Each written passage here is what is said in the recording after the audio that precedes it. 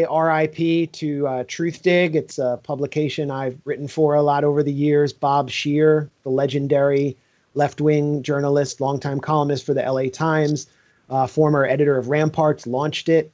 And its publishers, Wade Kaufman, killed it. The website is offline. Everybody's been laid off in the middle of the coronavirus crisis. And it's another blow to the kind of like progressive media. Remember when progressive was the word that everyone used to encompass everything from left to liberal, and like Howard Dean was out there representing the left wing of he was out there saying, I represent the Democratic wing of the Democratic Party. And people were like, oh yeah, I'm going to give my life for Howard Dean. I'm going to sell my bicycle for democracy. And there was that period in the mid 2000s when I was first getting into online media, and all of these, there's this plethora of places to write for that would pay you like $150 to $300 to do journalism, and it would affect people and get really big on social media, which was just starting at the time. Alternet was another one. And the Gray Zone was launched through Alternet. Alternet was killed. Alternet is dead. It's owned by Raw Story, which is a Democratic Party click farm. Troll farm. It's kind of like a troll farm. It's kind of like a Russian. And the Real News, which Ben and Aaron were both associated with, and I've been a friend of the Real News for years. Seems to have been gutted. Its leadership, Paul Jay and Paul Jay has basically been pushed out for whatever reason. I don't really know exactly what the reason was, but another friend of ours who had been there for many years has just left because of Paul's departure. Aaron, what's going on with progressive media? I mean, it seems like it's a very open field. It's sort of like it's like, they've been put into quarantine. They don't exist anymore. Why did they die? Do you think Russiagate had anything to do with this? Russiagate played such a critical role. It became a fault line where basically it was handed down that to oppose Donald Trump, you had to embrace this chauvinist, jingoistic, moronic conspiracy theory that Trump conspired with Russia. And if you didn't, then that was outside the pale. It was, it means you were not allowed into acceptable spaces. So that's why those of us who didn't go along with this had to fight to get our dissenting and, of course, totally vindicated perspectives on the air. And, you can go through the different outlets, why it appealed to different places. I mean, overall, I do think the fact that it was just people were told that this was the way to oppose Donald Trump. And there was just a lack of political sophistication and just really thinking as to, A, whether or not this was based on facts, and B, whether or not this was a smart approach to challenge Donald Trump. All that went out the window for different reasons. Then you get more into the center, and you have,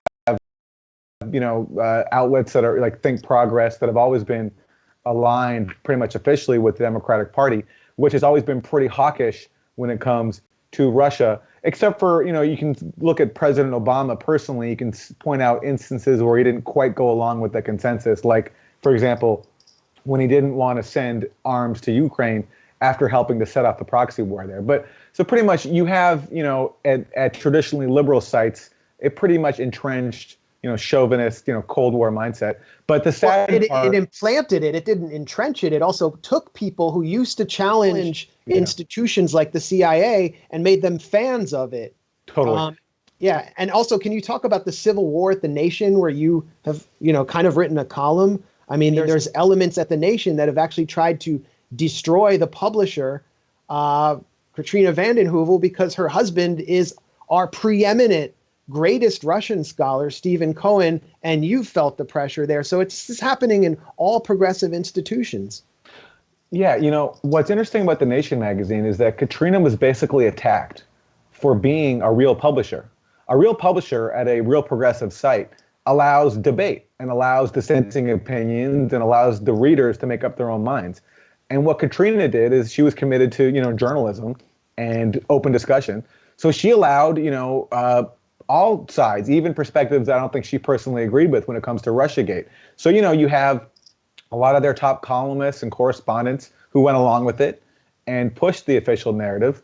And then a little bit of space was given to people like myself and Professor Stephen F. Cohen, the top Russia scholar who, shouldn't have to fight to be published anywhere. I mean, he's brilliant, and so many of us have relied on him for his expertise. And also James Carden and a few others. We publish our dissenting opinions, and basically, I thought it was great. I didn't mind that they were publishing stuff that I thought was idiotic because, I trust in the readers to make up their own mind. But it has caused internally at the Nation a lot of grief. And there was, you've had people calling Professor Cohen a Putin apologist and attacking him for going on Tucker Carlson, applying standards to him that I don't think they would apply to anybody else, certainly not to themselves. And so it's been sad. But Katrina, to her credit, has withstood all of this, and I think been very gracious and generous to people that have been, to her face and behind her back, not been so gracious. So, that's just one place. And, and then you go to the... Let me cut in a little bit just with another question, because this is another point you've made. It relates to coronavirus. Russiagate.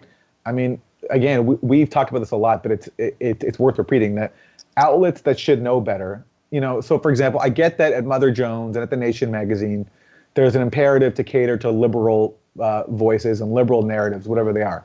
But at places like Democracy Now! And The Intercept, which are, adversarial sites, aren't accountable to,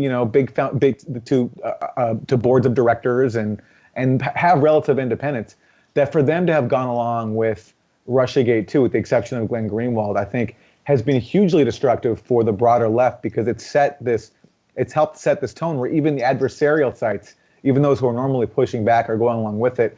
And that's made it easier for whatever happened at Truthdig, for the brave people at Truthdig, like Chris Hedges and Lee Camp, for them to be attacked, because having a dissenting opinion on things like Russiagate or the Syria proxy war becomes that much more dangerous when nobody else is backing up, except for those of us at the margins. So Truthdig is unfortunately a casualty of this environment, and it's just it's a tragedy.